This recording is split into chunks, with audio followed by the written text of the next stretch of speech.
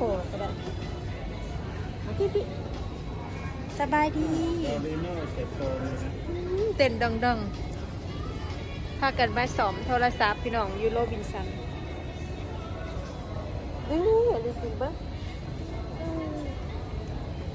เปลี่ยนจอพี่น้องได้เปลี่ยนจอใหม่นำเขามีแต่แบบ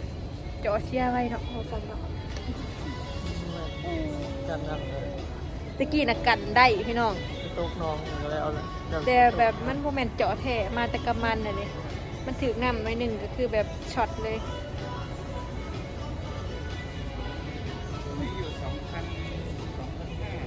2,500บอกจอมันน่ะ2,500พี่น้องทางหลังมันน่ะ500ค่าทางบ่เปลี่ยนมันแล้วน้ำกับเขาได้นี่อ๋อยอันนี้ท้าบ่เปลี่ยนแต่ปัญหามันจำเขาอีกบ่นี่พี่ถ้าบ่เปลี่ยนนี่ก็สิเป็นหยังบ่ไม่เป็นไรเราใส่เคสอยู่แล้วอ๋อแต่ระวังอย่าให้นำเขาเนาะไม่เข้าหรอกเราใส่เคสได้แต่จอมันก็จะไม่ชัดเหมือนเดิมนะจอเทียบมันมีจากราคานะพี่จอมีราคาเดียวเลยราคาเดียวโบลดบ่เดี๋ยวแถมติดฟิล์มกระจกให้2,500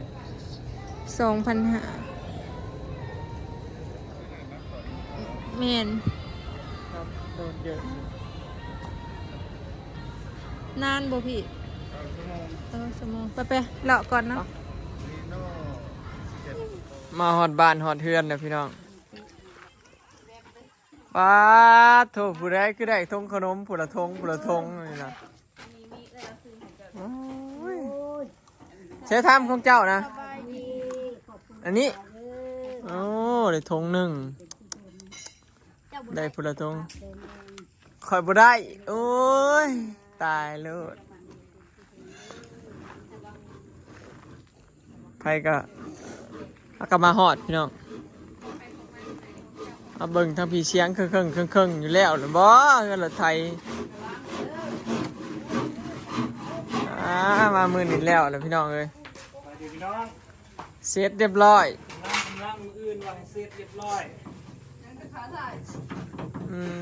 กับฟ้าถ่ายกันเรียบร้อยแล้วแบบบอลนั่งก็เรียบร้อยเลยบอลนั่งแห้งน้อยก็เก้าเมียอยากได้ไงโอ้ยมันบ่ล้มก้นเมียเจ้ามาเฮ็ดบานนี่แห้งกันน้อยกว่าเก่าเอาเฮ็ดแท้ออกมาพี่ละเมียเพราะว่าย่านเข้มชันไปยับมากลืมไล่ยับเขาหาเส้นเป็นในแห้งกระน้ำทั้งในเส้นเขาอีกเงินบ่ยับทั้งน้ำโอ้บ่นี่ไปใส่ของไปตุกน้ำตุกในนั่นไปเชื่อเงินแล้วเห็ดโอ้ยเสร็จเห็น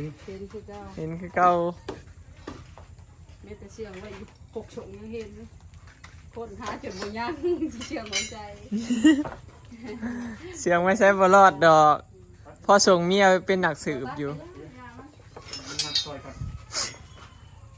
เป็นไดพี่น้องสีงามอยู่บ่สีเนี่ยเบิ่งเนี่ยสีผสมตัวนี้สีเก่าอันน่ะสีเก่าสีใหม่ตัวนี้คันออกอันบานเย็นหน่อยหนึ่งไล่ตัดน็อตใส่ท้าทายเรียบร้อยตัดน็อตออกมืออื่นตั้งกับต้องใส่แค่ขอใส่ที่มอดก่อนนี่เรียกแต่ฟ้าถ่ายพี่น้องบ้านนี้แล้วเบิ่งแล้วเรานี่ฟ้าถ่ายเพิ่นอันนี้ก็เสริมใหม่เก่าใส่พอได้แก่เขาน้อยกว่าเก่าพี่น้องแล้วก็ต่ำกว่าเก่าตัวเก่านี่ยืดจนบ่ถึงพุ่นอะตัดลงไปขอหนึ่งพี่เวลาทิ่มเข่าขึ้นไปพี่เวลาทิ่มเข่านะทิ่มบ่ได้จนได้โดดขึ้นอันนี้ยังว่ายืดขึ้นมากทิ่มเปะโลดเนาะพี่น้องพอดี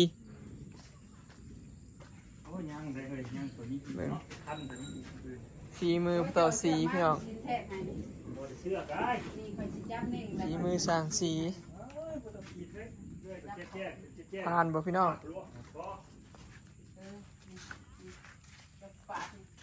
พอทำงานได้อยู่บ่นี้บ่ไปทางข้างแต่ว่าข้างเดียวว่ะไปข้างเดียวบ่ไปซบซะแล้วไปข้างเดียวบ่บ่ได้ตีคือตัวก้อนเด้อตัวก้อนโยกเยกบ่ได้แน่อันไหนอันนี้แน่ อันนี้ ท่าน ขวด เขย่ากับเขย่าบนเฮือนอันนี้ตะกี้เขย่ากับพานงงเงงงเงง คือกับเรียบร้อย ตัวเก่ามันจะคือแบบว่าอิงพาก็จะคือสิง่ายลงบ่ตัวนี้แน่น ยังยากเนี่ยคือเลี้ยงอยู่สูงโยกอีก อย่ามันโยดลงเนาะแล้วแต่ตัดน็อตพี่น้องตัดสัน เค ผ่านเอาว่าถือว่าผ่านเนาะเอาอยู่บ่ฮูบโดราเอมอนนี่เอาฮูบโดราเอมอน โอ้ สิ ยสั่นเดี๋ยวเนาะแท้ก็เอาสุดไม้ ไม่นะเอาไม่เก่าพี่น้อง งามคอยสบายค่ะ ไม่เก่าเด้เปลี่ยนใหม่แต่ข้านมันเนาะกับไอ้แป้นเปลี่ยนแต่ตัวที่มันดอกขนาดเนาะแต่ว่าทรงเฮือนยังเอาวันเก่ามีแต่ตัดอันนี้ออกซื่อๆให้มันต่ำลงซื่อๆเนาะ เจาะเนี่ยตายแล้วเจาะ บอลนางกันน้อยกูเก่าซ้ำเสาบรมก้นมันถาวรญาติเราบ่ได้ขับรถไทยแก่ดอก นี่เด้นี่ได้แล้วนี่ติดสลดนี่ โอ้ย ยืนเพื่ออยู่ เอากาวมา จักคนหูนอด ใหญ่ลายกับใครลาย แม่นนะพี่แรกนี่ว่าสิบ่ใส่ร้ายบ่ได้ก็เต็มคือเก่า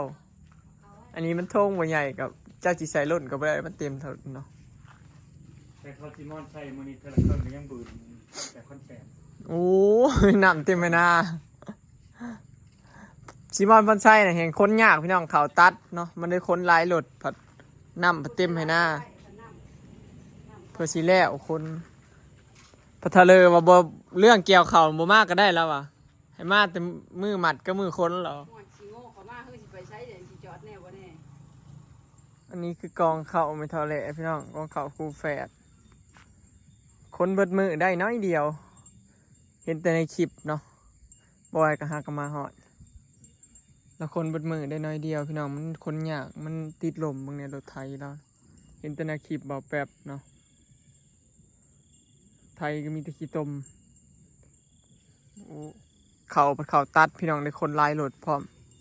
ยากเติมอีกเนาะเพื่อสิคนแล้วบางเนี่ยมื้ออื่นเนาะบอยว่าจังสิออกมาซอยแล้วมื้อนี้พาลูกไปหาหมอจนมื้อจนได้มาจนค่ำมาบ่ทันซอยเวียกเขาเจ้าเนาะมื้ออื่นเนาะพี่น้องบอยจังสิออกมาซอย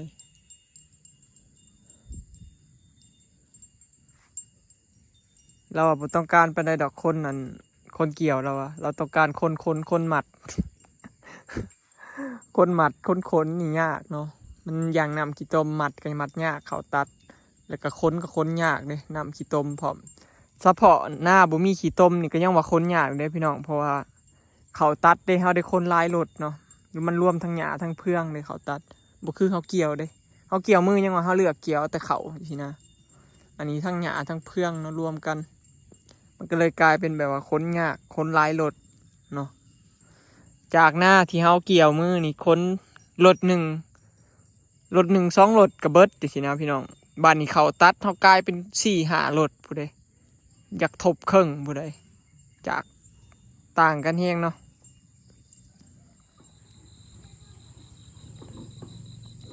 มืดแล้วพี่น้องเอ้ยไว้ว่าเนาะเพื่อเกลือหมูแล้วเพื่ออาบน้ำให้หมูแล้วมืดพี่น้องจักมืดตอนใดคือว่าเวลาไว้มืดนี่เนาะพามาเบิ่งลูกหมูพี่น้องพามาเบิ่งหมูเนาะไปเบิดมือบ่ได้เบิ่งหมูเลยมอยเกลือแต่เช้าไปแม่เกลือตอนเที่ยงน้ำมังมีใหญ่แล้วพี่น้องพอสมแล้วอายุยังบ่ฮอด7ดอกแต่ว่าสิสมเนาะ6 เดือนปลายแล้วรอเพิ่นขึ้นแล้วก็สิเอาไปสมเนาะตัวนี้คือการพี่น้องชื่อน้ำมันในบ้านนี่เนาะเดี๋ยวไอ้ขึ้นนี่ก็สิเอาไปสมคือกันน่าสิเป็นมื้ออื่นหรือมื้อฮื้อนี่แหละเบิ่งทรงใกล้สิขึ้นแล้วแหละบ่เกินมื้ออื่นมื้อฮื้อดอกก็สิเอาไปสมเนาะหมูตัวนี้น่ะม่านแล้วพี่น้องบอยฉีดยาปัวเองม่านแล้วได้2 เดือนเนาะแต่ว่ายังบ่ได้ฉีดวิตามินให้เดี๋ยวว่ามื้ออื่นจังเช้าจังสิฉีดม่านแล้วนั่งเฮงๆม่านเรียบร้อยเบิ่งท้องเห็นบ่ท้องกำลังเริ่มออกจักสิได้จักโตพี่น้องรอบก่อนนี่ก็ได้11เนาะ รอรุ่นรอเอาเบิ่งนางเอกพระเอกเฮาพี่น้องนี่เบิ่งแน่ใหญ่บ่พี่น้องน้ำหนักประมาณ60กว่าโลเลยพี่น้อง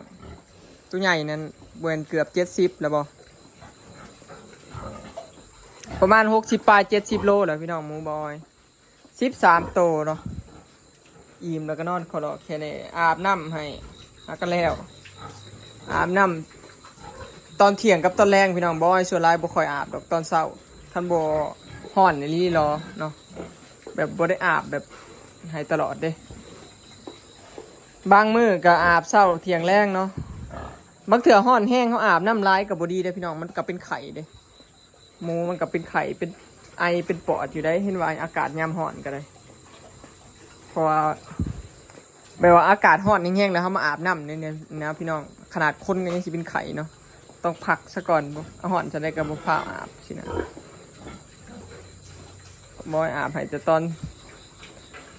เที่ยงกับตอนแรงส่วนหลายบางเทื่อบางมื้อก็อากาศบ่ร้อนแห้งก็อาบแต่ตอนเที่ยงบอยเห็ดแบบนี้มาถูกรุ่นมาซะพี่น้องตั้งแต่เลี้ยงหมูมาเห็ดสูตรนี้แล้วแม่นบ่เคยหมูไข่จักเทื่อ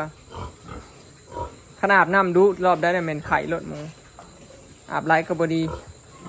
เห็ดแบบนี้มาบอยก็เลยเห็ดสูตรนี้มาตลอดเนาะก็เลยบ่เคยเห็นหมูบอยไข่นะพี่น้องตั้งแต่สมัยเลี้ยงใหม่นะก็บ่เคยเลยเนาะนับชั่วโมงนี้บ่เคยไข่เลี้ยงหมูกับบ่แม่นง่ายพี่น้องบ่แม่นสิเกลือวิธีเกลือกับบ่แม่นสิเกลือซื่อๆเด้ต้องมีวิธีอีกได้เกลือกันเลย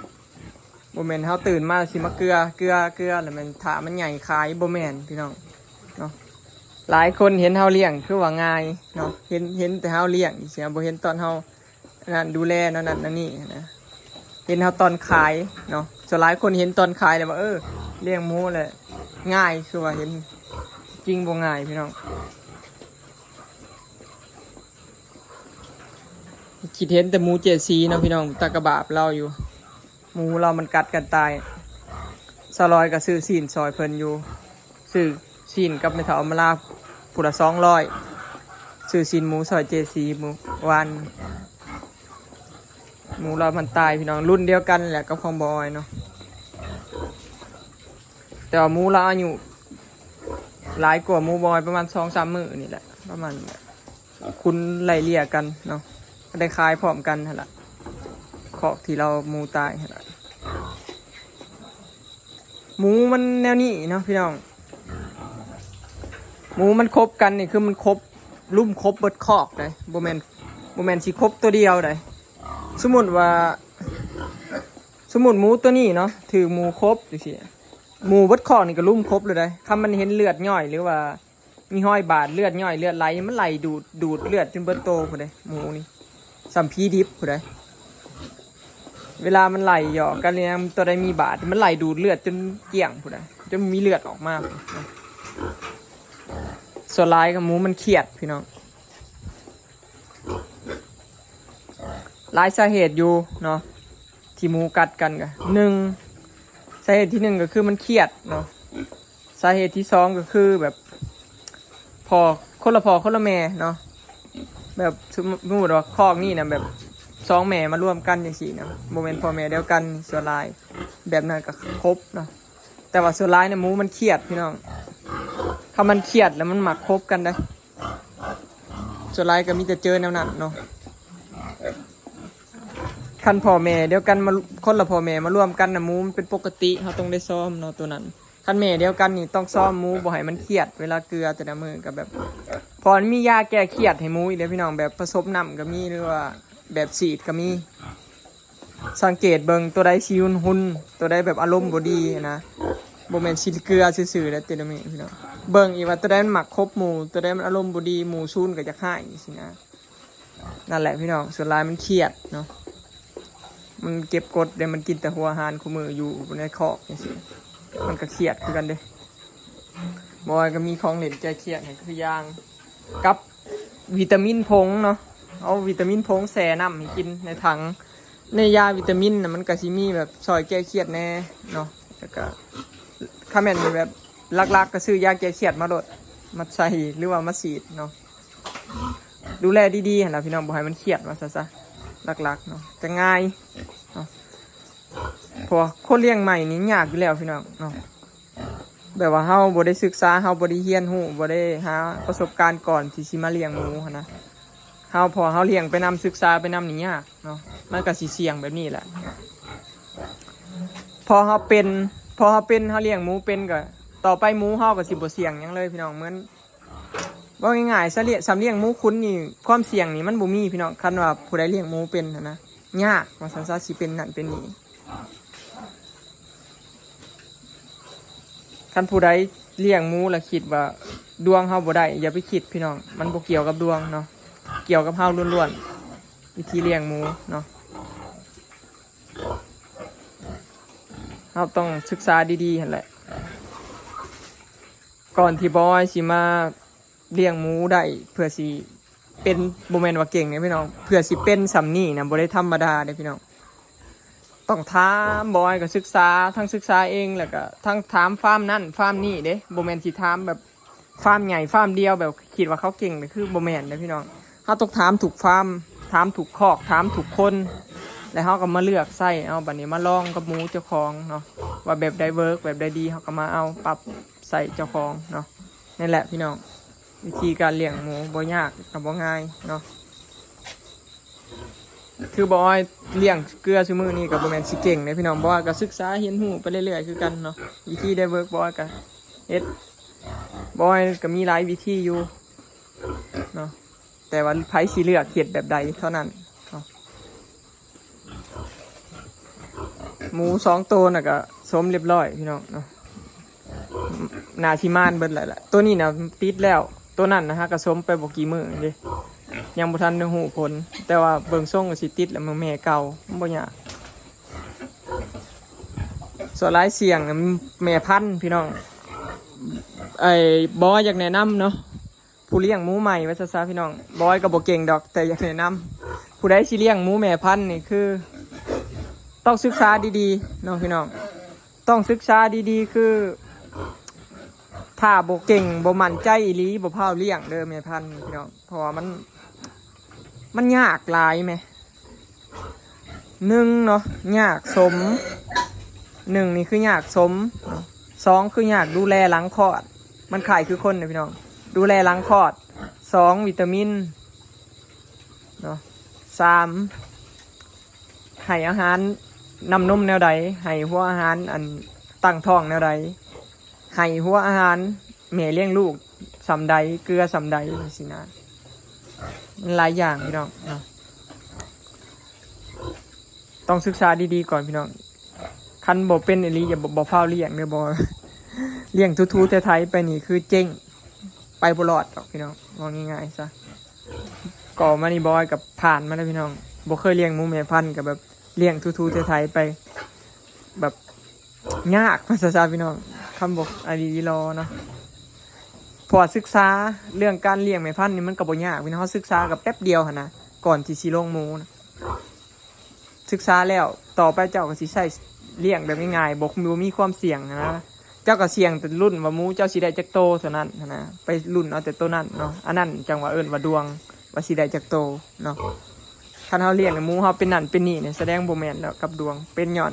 เฮาเลี้ยงบ่ได้เนาะโอเคเนาะพี่น้องคลิปนี้ก็สิขอเก็บภาพบรรยากาศไว้ซ้ำนี้เด้อเนาะฝากเบิ่งคลิปฝากเบิ่งโฆษณาให้เด้อเนาะพี่น้องรอรุ่นว่าหมูบอยสิได้ขายตอนใดเนาะแต่ว่าประมาณเดือน11พี่น้องแต่บ่ฮู้มื้อใดเนาะรอรุ่นพี่น้องตอนนี้กำลังใหญ่เนาะนอนลุยๆหลายๆอยู่ผู้ใดเลี้ยงหมูก็มีหยังแนะนำกันแนะนำกันได้พี่น้องเนาะแลกเปลี่ยนความคิดกันได้เนาะผู้ใดเลี้ยงหมูว่าวิธีได้เวิร์กเนาะบอยกับบริเก่งดอกแต่ว่าผู้ใดอยากถามยังก็ถามก็ได้พี่น้องสาวเลี้ยงหมูนำกันเนาะผู้ใดอยากหูยังกับบอยตอบให้หรือว่าใครมีวิธีเลี้ยงดีๆเกลือนั่นแน่นี่เนี่ยก็แนะนำกันได้พี่น้องเนาะไปแล้วสบายดี